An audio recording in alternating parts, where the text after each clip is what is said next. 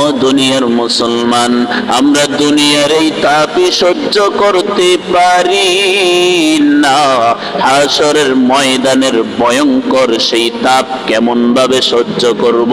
হাশরের ময়দানের তাপ এত ভয়ঙ্কর হবে রে, হাশরের ময়দানের তাপের কারণে মাথাটা ফেটে যাবে, নিচের মাটিগুলা তামা হয়ে যাবে, মানুষগুলা চিল্লাইয়া বলতে থাকবে আল্লাহ,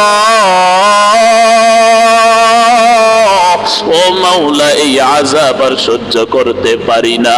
ওই দিক দিয়ে জাহান্নাম সামনের দিকে এমন ভাবে অগ্রসর হবে গো, যেন হাশরের ময়দানের সমস্ত মানুষগুলাকে জাহান্নাম গিলে খেয়ে ফেলবে। মানুষগুলা দৌড়াইয়া তোমার আমার মায়ের নবী